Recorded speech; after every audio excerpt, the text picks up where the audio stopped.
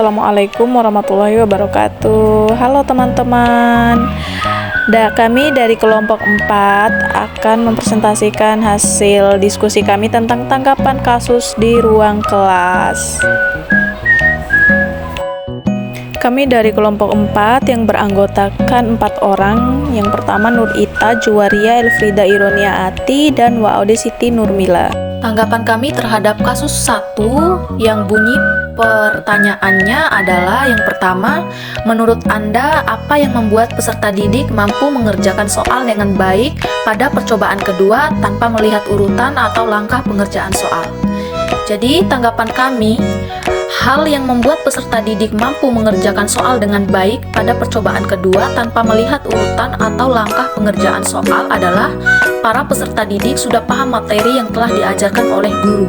Guru sebelumnya sudah merancang dan kemudian menerapkan urutan atau langkah-langkah yang perlu diikuti oleh peserta didik dalam memecahkan soal mencari nilai rata-rata atau MEAN dengan jelas.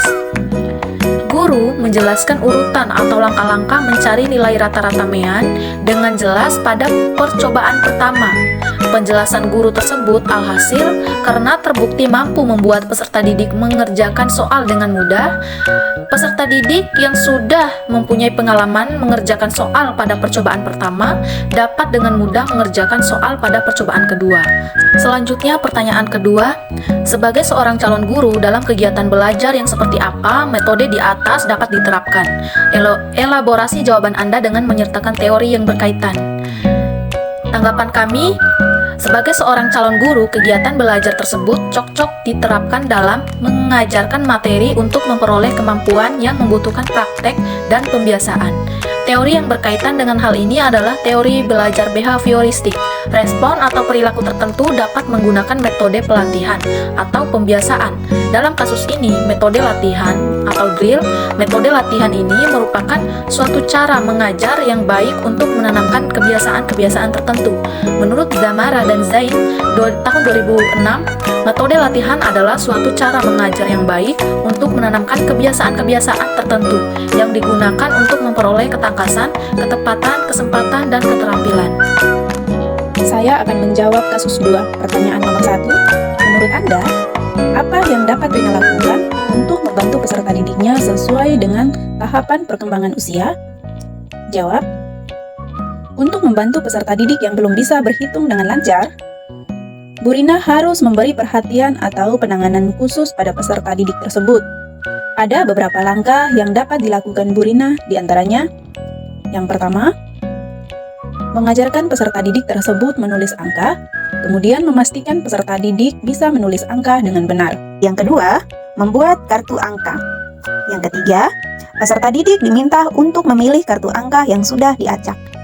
Yang keempat, kemudian peserta didik menyebutkan angka yang tercantum dalam kartu angka tersebut.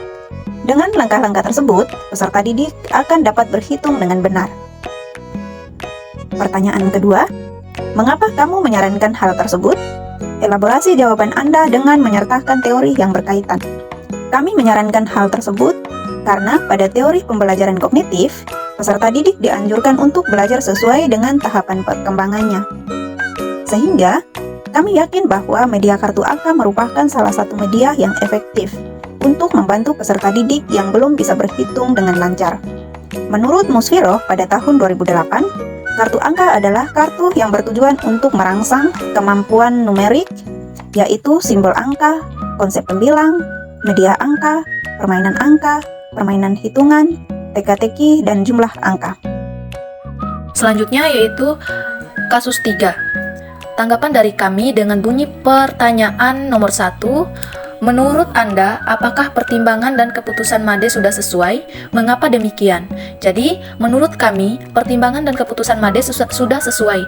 Made menggunakan contoh yang berbeda karena Made menginginkan peserta didiknya lebih mudah memahami materi tersebut, sehingga Made menggunakan contoh teks deskripsi mengenai pantai dan makanan khas Bali. Selain itu juga, Made ingin memperkenalkan kepada peserta didiknya untuk mengenal lebih mengenai hal-hal menarik yang ada di lingkungan sekitar mereka, khususnya di Bali. Pertanyaan nomor 2, prinsip apa yang Made gunakan dalam kasus tersebut? Elaborasi jawaban Anda dengan menyertakan teori yang berkaitan. Jawaban kami, Prinsip yang digunakan Made adalah pengenalan lingkungan sekitar mengenai pantai dan makanan khas Bali. Hal tersebut berkaitan dengan teori ekologi yang dikembangkan oleh Uri Bronfenbrenner. Bronfenbrenner mengungkapkan bahwa perkembangan manusia dipengaruhi oleh konteks lingkungan. Hubungan timbal balik antara individu dengan lingkungan yang akan membentuk tingkah laku individu tersebut.